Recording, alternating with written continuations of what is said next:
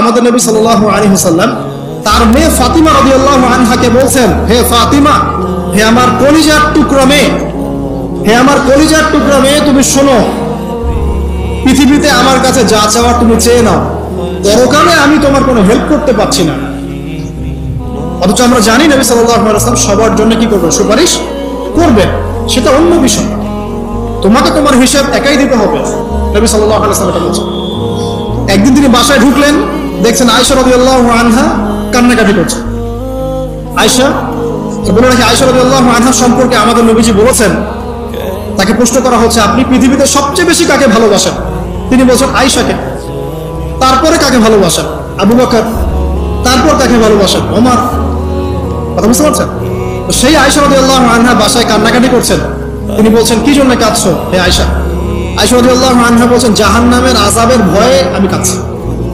কি হবে ইয়া রাসূলুল্লাহ আমাদের শেষ হলো?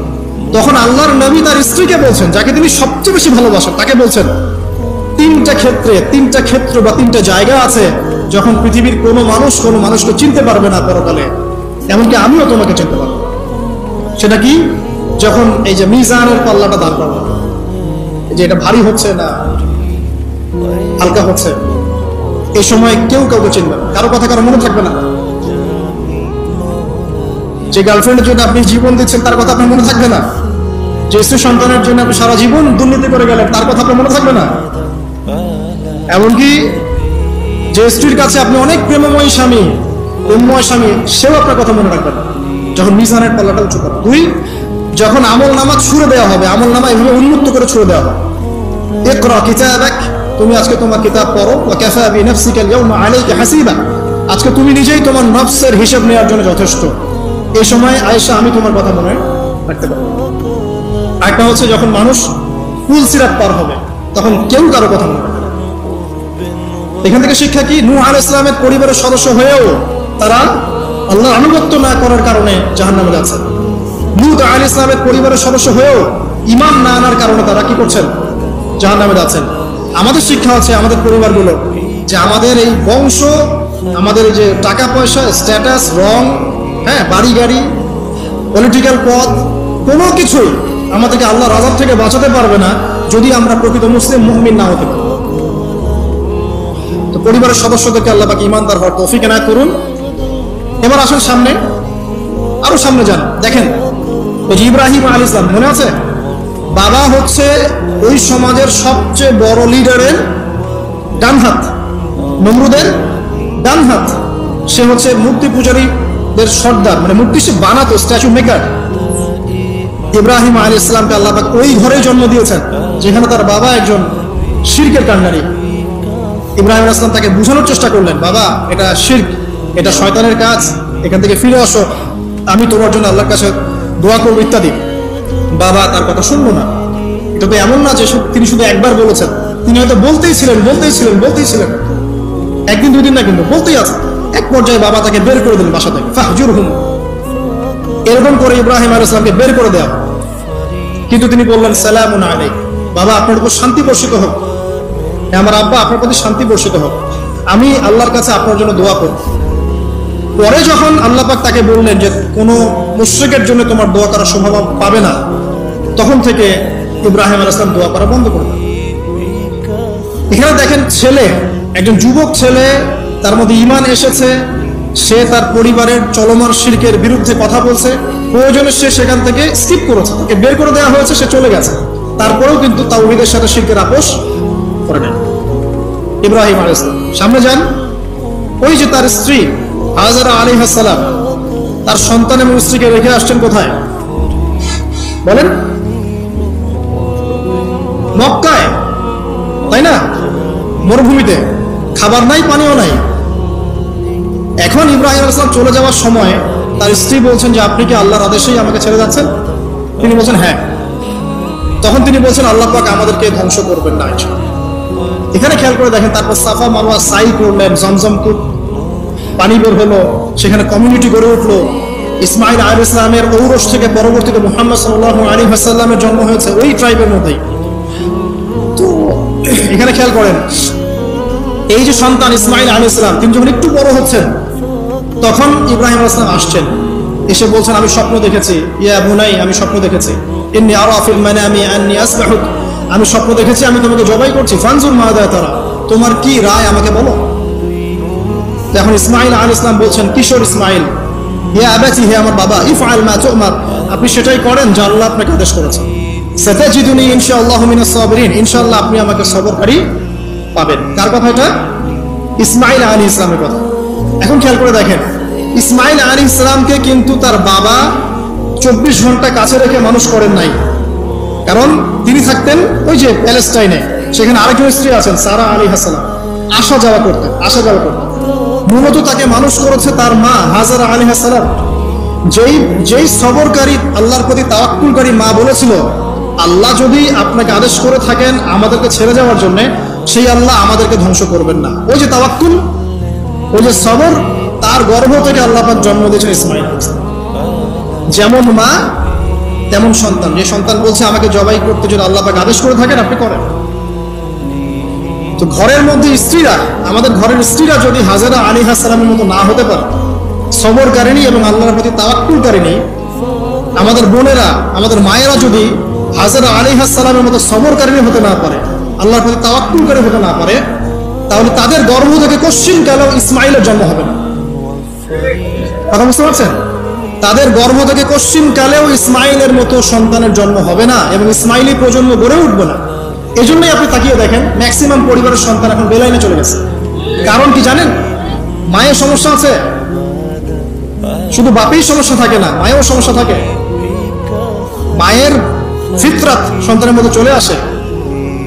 তো নারীরা যদি আল্লাহর আনুগত্যশীলা না হয়, মুমিনা মুসলিমা, 5 ওয়াক্ত নামাজ পড়া, লজ্জাস্থানের হেফাজত করা, খাস পর্দা করা, হ্যাঁ, স্বামীর আনুগত্যকারী, প্রেমময়ী, তারা যদি না হতে পারে, সবরকারিনী, তাওয়াক্কুলকারিনী, তাহলে ওই মায়েদের গর্ভ থেকে আপনি ইসমাইলের মতো সন্তান কিন্তু পাবেন না। ইল্লা মাশাআল্লাহ, ইল্লা মাশাআল্লাহ। আরো সামনে যান, দেখেন নবী মুসা আলাইহিস সালাম একজন ব্যক্তিকে একটা ঘুষি দিয়েছেন, সেই ব্যক্তি ওইখানে স্পট ডেড। আর ফেরাউনের লোকজন তাকে ধাওয়া করছে। মুসা আলাইহিস সালাম মিশর থেকে চলে গেলেন মাদিয়ান নামক জায়গায়। মাদিয়ানে আরেকজন নবী আছেন, তার নাম হচ্ছে শুআয়ব আলাইহিস সালাম। সেখানে গিয়ে তিনি গাছের নিচে বসে আছেন। দেখলেন দুজন মেয়ে দূরে দাঁড়িয়ে আছে, পানি নেয়ার মতো চান্স পাচ্ছে না। ওই কওমের লোকজনের শক্তি বেশি, তো তিনি একটু শক্তিশালী ছিলেন, মুসা আলাইহিস সালাম। তিনি গেলেন, গিয়ে শক্তি খাটিয়ে ওদেরকে পানির ব্যবস্থা করে দিলেন। দিয়ে আবার সেই গাছের এখানে এসে বসলেন, বসে আল্লাহর কাছে দোয়া করছেন, রব্বি, হে আমার রব, লিমা আনজালতা ইলাইয়া মিন খাইরিন ফাকির। এখানে কিন্তু তার কোনো গৃহ নাই, থাকার জায়গা নেই, খাবার কিছু নাই, কোনো পরিচিত কেউ নাই, একদম নিঃস্ব শূন্য হাতে হাত উঁচু করে আল্লাহর কাছে বলছেন, রব্বি ইন্নী লিমা আনজালতা ইলাইয়া মিন খাইরিন ফাকির। হে আল্লাহ, আপনি আমার উপর যে অনুগ্রহটা বর্ষণ করবেন, আমি এর জন্য ভিখারি হয়ে বসে আছি। এবার আল্লাহ পাক ওই একটা মেয়েকে পাঠালেন। ওই মেয়েটা আসলো লাজুক ভঙ্গিতে, লজ্জাশীলতা, চোখ নিচু করে। এই যে এখনকার এই যে ব্লাউজ ছাড়া শাড়ি পরা জেনারেশন না, এরা চক্ষু নিচু করে আসলেন। এই হাঁটাটাকে আল্লাহ পাক প্রশংসা করেছেন। সে লজ্জাশীলতার সাথে হেঁটে আসলো, এসে মুসা আলাইহিস সালামের সামনে দাঁড়িয়ে চক্ষু নিচু করে বলল যে আমার বাবা আপনাকে ডাকছেন, আমার বাবা আপনাকে ডাকছেন। এই লজ্জাশীলতা মেয়েদের মধ্যে কোথায় পাবেন? এখন একটা হাদিস আছে, যখন তোমার মধ্যে লজ্জা থাকবে না, তোমার দ্বারা যে কোনো পাপ করা সম্ভব। হাদিস আছে, যে কোনো পাপ করা সম্ভব। বিকিনি পরে কয়দিন পর ঘুরবে এরা, আমি বলে দিচ্ছি, দেখে নিন ইনশাআল্লাহ। এবং এই আন্দোলন করতে করতে এক পর্যায়ে এমন একটা অবস্থা হবে, দেখবেন যে ওটা পরেও রাস্তায় ঘুরছে। মানে ওরা দেশটাকে ওই আমেরিকান এবং ব্রিটেনদের পশ্চিমা সংস্কৃতির রঙে সাজাতে চায়। আর এই নোংরা অসভ্যতার নাম দিয়েছে প্রগতিশীলতা। শয়তান অনেক বেশি প্রগতিশীল ছিল এবং এখন আছেও। ওই মেয়ের হেঁটে আসাটাকে আল্লাহ প্রশংসা করছেন। আসার পরে তিনি যখন বলছেন আমার বাবা আপনাকে ডাকছেন, তিনি গেলেন, তখন ওই শুআয়ব আলাইহিস সালাম বলছেন যে আমার এই দুই মেয়ের মধ্যে একজনকে আমি তোমার সাথে বিয়ে দিতে চাই। মুসা আলাইহিস সালাম সেখানে বিয়ে করলেন। শর্ত হচ্ছে 8 থেকে 10 বছর তাকে তার ফার্মে চাকরি করতে হবে, কৃষিকাজ, মানে গবাদি পশুর এখানে 8 থেকে 10 বছর তাকে সার্ভিস দিতে হবে, এটাই মোহর। তো এটা আমি এখন বুঝি যে মুসা আলাইহিস সালামকে আল্লাহ পাক এই যে রাখালির কাজ করেছেন কেন জানেন? কারণ এই কাজগুলো মানুষের ধৈর্য বাড়ায়। মুসা আলাইহিস সালামকে পরে আল্লাহ পাক বড় একটা দায়িত্ব দিবেন, এই কারণে তাকে ট্রেনিং দিচ্ছেন এখানে। তাকে আরো বড় একটা জাতিকে সামলাতে হবে যারা আরো অনেক বেশি উদ্ধত, অনেক বেশি গবাদি পশুর মতো। তারা কারা? ওই যে বনু ইসরাইল। চোখের সামনে দেখলো আল্লাহ পাক ফেরাউনকে ডুবিয়ে দিলেন, তারপর 40 দিনের মধ্যে আবার শিরক করা শুরু করলেন। আমাদের নবী মুহাম্মদ সাল্লাল্লাহু আলাইহি সাল্লামকে একজন কষ্ট দিয়েছিল, তো কষ্টটা এত ডাইরেক্ট দিয়েছে, এসে বলেছে আপনি ইনসাফ করেন হে মুহাম্মদ সাল্লাল্লাহু আলাইহি ওয়াসাল্লাম, আপনি ইনসাফ করেন, আপনি ইনসাফ করছেন না। তো সাহাবীদের চোখ মুখ লাল হয়ে গেল যে এত বড় কথা নবীকে বলে। তখন নবী সাল্লাল্লাহু আলাইহি ওয়াসাল্লাম বলছেন, দাঁড়াও, আমার ভাই মুসাকে তার কওম আরো অনেক বেশি কষ্ট দিয়েছে। মুসা আলাইহিস সালামের কষ্টের কথা চিন্তা করে আমাদের নবী সান্ত্বনা নিচ্ছেন, এটা তো কিছুই না। মুসা আলাইহিস সালামকে তার কওম আরো অনেক বেশি কষ্ট দিয়েছে। এই কওমকে সঠিক পথে চালানোর জন্য আল্লাহ পাক 8 বছর তাকে রাখালি করিয়েছেন। আপনারা জানেন কিনা জানি না যে বেশিরভাগ নবী কিন্তু কৃষি কাজ করেছে, জানেন? তো যারা কৃষি কাজ করছেন আপনারা এখানে নিজেকে হীনমন্যতায় ভোগার, ছোট মনে করার কোনো সুযোগ নাই। আপনি একটা নোবেল প্রফেশনের মধ্যে আছেন, খাঁটি প্রফেশনের মধ্যে আছেন, ঠিক আছে? তো দেখেন, এবার মুসা আলাইহিস সালাম একজন ভালো গার্ডিয়ান পেলেন, তার নাম শুআয়ব আলাইহিস সালাম। সেখানে বাড়ি পেলেন, সেখানকার জামাই, তিনি চাকরি করছেন, মানে তার সবকিছুই অনুকূলে। ওই যে দোয়া কিন্তু কবুল হয়ে গেল। সতী পুত পবিত্র একটা মেয়ে আল্লাহ পাক তাকে দিয়ে দিলেন। কারণ মুসা আলাইহিস সালাম ছিলেন অনেস্ট, মুসা আলাইহিস সালাম ছিলেন সৎ ব্যক্তি, অনেস্ট, যিনি কখনো অশ্লীল কোনো পথে পা বাড়ান নাই। ঠিক তেমন একজন মেয়েকে আল্লাহ পাক তার জীবন সঙ্গিনী করে দেবেন। তাই আমাদের শিক্ষা হচ্ছে, আমরা যদি নিজেদেরকে পবিত্র রাখতে পারি, তোমাদেরকে বলছে ইনশাআল্লাহ তুমি তোমার জীবনে পুত পবিত্র নেককার স্ত্রী পাবে। কিন্তু তোমরা যদি এখনকার এইসব প্রলোভনে পড়েছে না, মদ, পণ, হাবিজাবি সবকিছুর মধ্যে ঢুকে যাও, মাদক ইত্যাদির মধ্যে, পুত পবিত্র নারী আসবে না। দেখবা যে এমন নারী তোমার জীবনে আসছে যে নিজেও পবিত্র না। আল্লাহ পাক ব্যালেন্স করেন সবসময়, ইল্লা মাশাআল্লাহ। শুধু তাই নয়, শুআয়ব আলাইহিস সালামের মতো একজন গার্ডিয়ান তিনি পেলেন, যিনি তাকে দ্বীনের পথে হেল্প করলেন। পরবর্তীতে মুসা আলাইহিস সালাম নবী হলেন। এখান থেকে একটা প্রমাণ আছে, দলিল, সেটা হলো বাড়ির গার্ডিয়ান যদি দিনদার হয়, শুআয়ব আলাইহিস সালামের মতো সাপোর্টিং হয়, পরিবার বর্গকে দ্বীনের জন্য সাপোর্ট করছে, সেই পরিবারের মধ্যে শান্তি আসবে সব। এবং সেই পরিবারের যুবকরা সৌভাগ্যবান, যুবতীরাও সৌভাগ্যবান, সেই পরিবারের সন্তান সন্ততিরা সৌভাগ্যবান। তাই পরিবারের গার্ডিয়ান যারা আছেন, আজকের খুতবা শুনছেন, আপনারা সাপোর্টিভ হন, পরিবারকে দিনের ক্ষেত্রে সাপোর্ট দেন, একটা ভালো প্যারেন্টিং করেন, আর সন্তানদেরকে সুন্দর প্যারেন্টিংস এর মধ্যে নিয়ে আসেন। আসুন সামনে যাই, এবার একটু কনক্লুশনের দিকে যাচ্ছে, আসেন। তো কোরআনের পরতে পরতে এরকম দলিল আছে। আরো দেখবেন, ইয়াকুব আলাইহিস সালাম মৃত্যুবরণ করছেন, সন্তানদেরকে ডেকে বলছেন যে আমার পরে তোমরা কার ইবাদত করবে। মানে তিনি কনসিয়াস যে আমার পরে বাচ্চা কাচ্চারা আবার যেন বিভ্রান্ত হয়ে না যায়, তোমরা কার ইবাদত করবে, ডেকে বলছেন। আর আমরা ওই সময় ডেকে বলতাম যে আমার ব্যাংকের 10 কোটি টাকা আছে, 1 কোটি ওকে দিস, 1 কোটি ওকে দিস, হ্যাঁ আমার জমি জমা এগুলা আছে, ওকে এটা দিস, ওকে এটা দিস।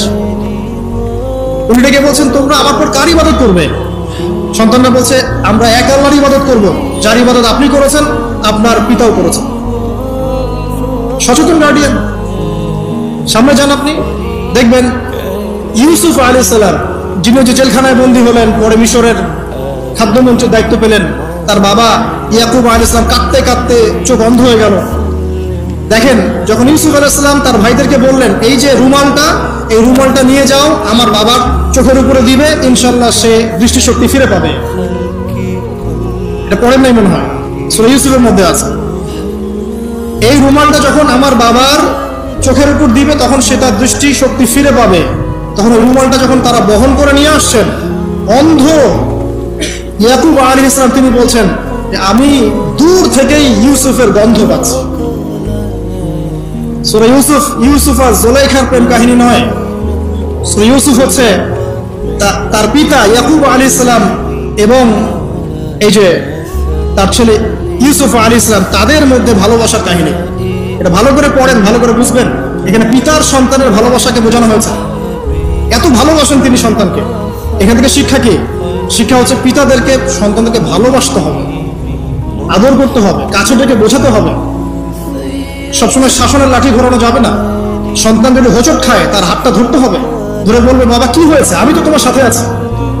মা কি হয়েছে, হতাশ কেন হচ্ছে, আমি তোমার সাথে আছি। একটা রেজাল্ট খারাপ হচ্ছে তো কি হয়েছে, আমি তোমার সাথে আছি।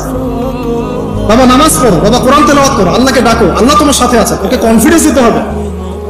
যখন পিছন থেকে সন্তানরা কনফিডেন্স পাবে, এই সন্তানরা বড় হয়ে আত্মবিশ্বাসী হবে। আর পিছন থেকে যখন আপনি তাকে সবসময় শাসন করতে থাকবেন, জুলুম করতে থাকবেন, এ বড় হয়ে আপনাকে